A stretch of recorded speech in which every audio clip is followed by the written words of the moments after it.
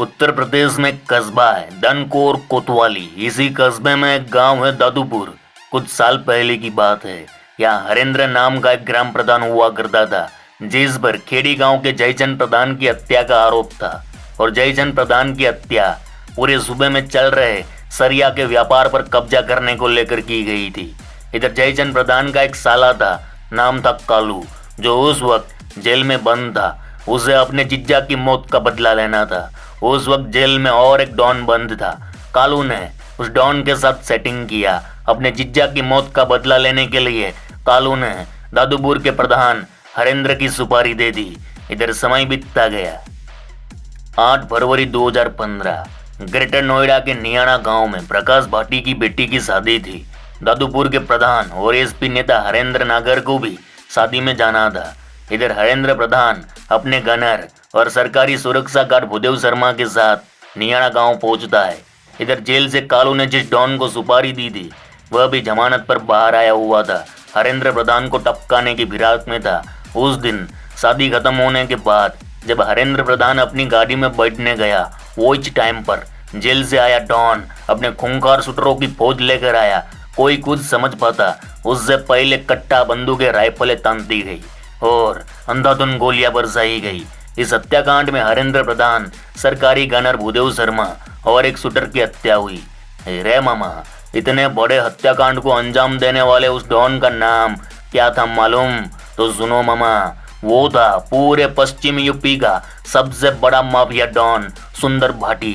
ये वही सुंदर भाटी है जिसका नाम प्रयागराज में मारे गए माफिया ब्रदर्स अतीक अहमद और अशरफ हत्याकांड में सामने आ रहा है। चलिए आपको बताते हैं वेस्ट यूपी के सबसे बाहुबली और खतरनाक गैंगस्टर सुंदर भाटी की कहानी। उस पर आरोप लगाया गया है कि उसने अतीक अहमद और उसके भाई को उड़ा दिया।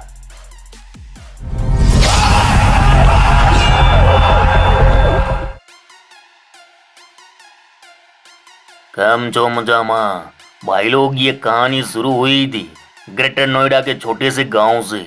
कहानी उस दौर की है जब ना तो नोएडा हुआ करता था, ना ही ग्रेटर नोएडा। ये पूरा इलाका बुलंदशहर और गाजियाबाद के अंतर्गत ही आता था।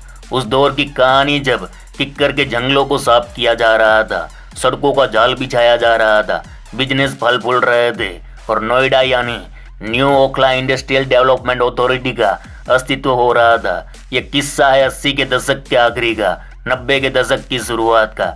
यहाँ जब हिंसक वारदातों का दौर जो एक बार शुरू हुआ तो न जाने कितनों का खून बह गया। अरे मामा, इस कहानी में एक नहीं दो किरदार है। एक था सुंदर भाटी तो दूजा नरेश भाटी। कहते हैं कि अपराध की दुनिया में दोस्ती और दुश्मनी जान देकर निभाई जाती है। दिल्ली, हरियाणा और यूपी पुलिस के लिए परेशानी का सबब रहे अपराधी सुंदर भाटी और नरेश भाटी ऐसे ही दो नाम थे जिनकी दोस्ती के किस्से दोनों राज्यों में मशहूर थे। दोनों दोस्त एक दूसरे पर जान छिड़कते थे।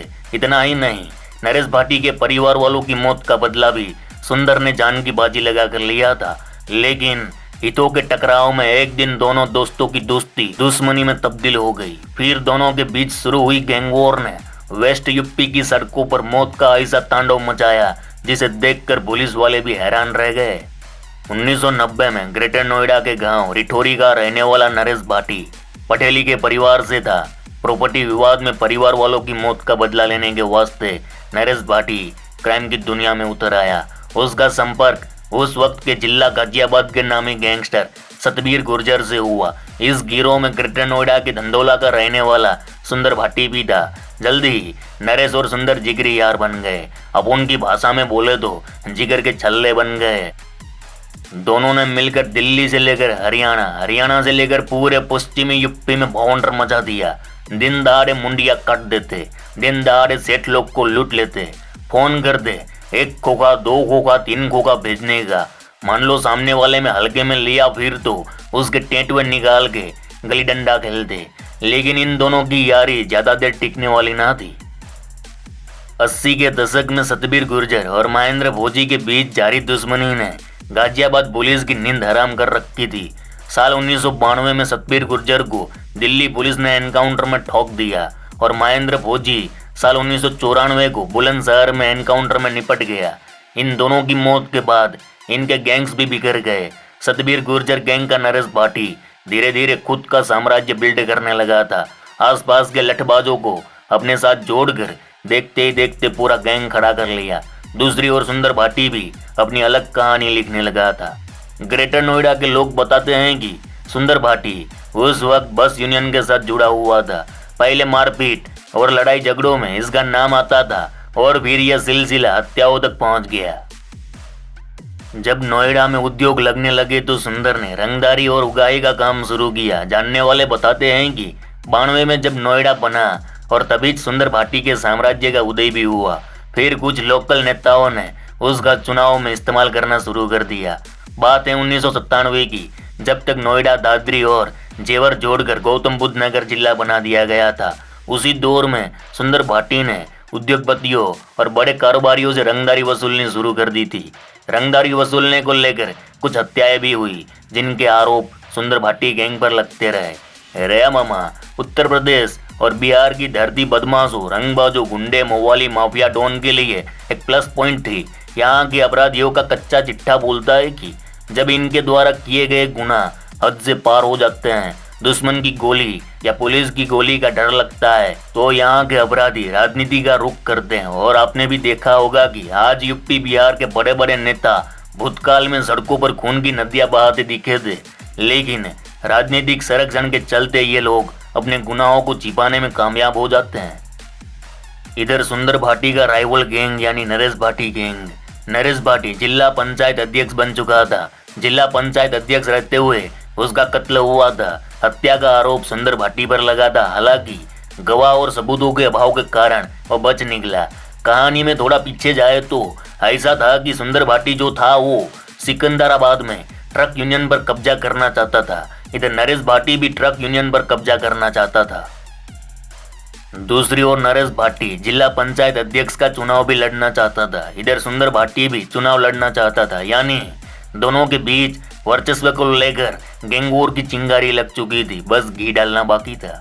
इधर सुंदर भाटी ने नरेश भाटी को चुनाव ना लड़ने की बात कही, लेकिन नरेश भाटी माना नहीं और दोनों के बीच शुरू हुई गैंग वॉर। इसी गैंग वॉर में ट्रक यूनियन के 2 अध्यक्ष की हत्या भी हो गई। दूसरी ओर नरेश भाटी ने जिला पंचायत अध्यक्ष का चुनाव लड़ा और जीत गया।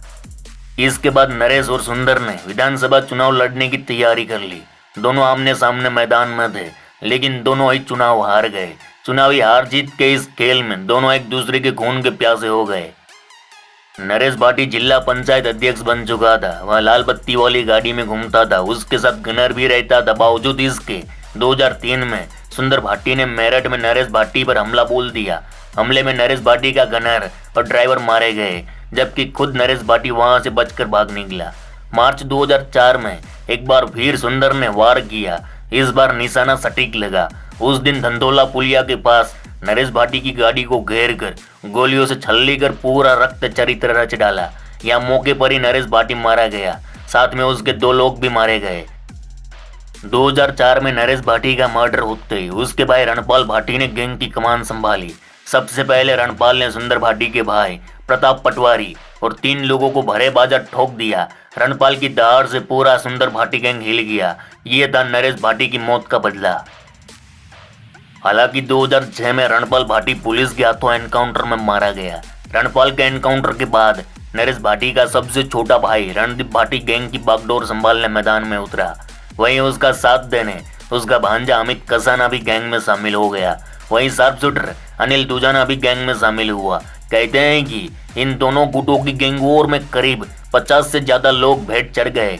कई महिलाएं विधवा हो गई, कई बच्चे अनाथ हो गए, गांव के गांव उजाड़ दिए गए। कहते हैं कि इतने वार करने के बावजूद सुंदर भाटी पावरफुल क्रिमिनल बनकर उभरा, क्योंकि नरेश भाटी की मौत के बाद प्रदेश की राजनीति का संरक्षण उसे मिल रहा था। इधर नरेश भाटी की मौत और रणपाल के एनकाउंटर के बाद रणदीप और उसका भांजा अमित कसाना भी मामा की मौत का बदला लेने भटक रहा था। इधर रणदीप को पुलिस ने गिरफ्तार कर लिया। अमित कसाना अंडरग्राउंड था। इसी बीच 2013 में नरेश भाटी गिरोह के नंदू की पेशी पर लाते वक्त गोलियों से ठोक कर हत्या कर दी गई। यह काम सुंदर भाटी गिरोह का था। 18 नवंबर 2011 को गाजियाबाद के एक बैंक्वेट हॉल में सुंदर भाटी अपने साले की शादी में शामिल होने आया तो अमित कसाना पूरा गैंग लेकर शादी में घुसा। सुंदर भाटी को निशाना बनाते हुए गोलीबारी शुरू कर दी। सुंदर भाटी वहां से भाग निकला, लेकिन इस गैंग वॉर में 3 लोगों की ऑन द स्पॉट डेथ हो गई थी।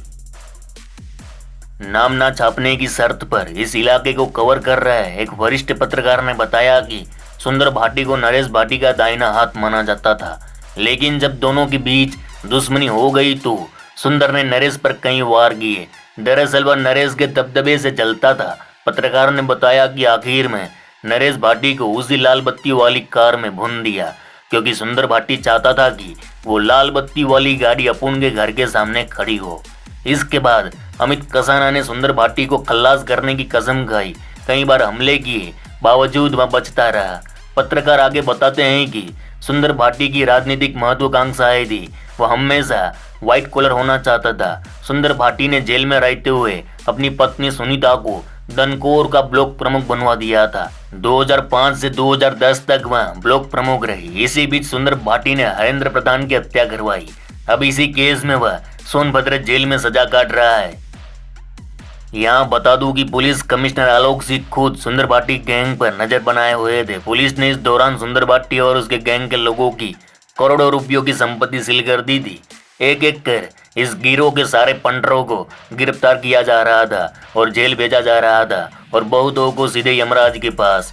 रे भाई लोग, सुंदर भाटी और इसके गुर्गों पर बुलंदशहर, मेरठ, गौतम बुद्ध नगर, फरीदाबाद, दिल्ली, साहिबाबाद में हत्या के 11 मुकदमे और अन्य मामलों के 152 मुकदमे दर्ज है। इनमें से 42 मुकदमों में सुंदर भाटी ही आरोपी है।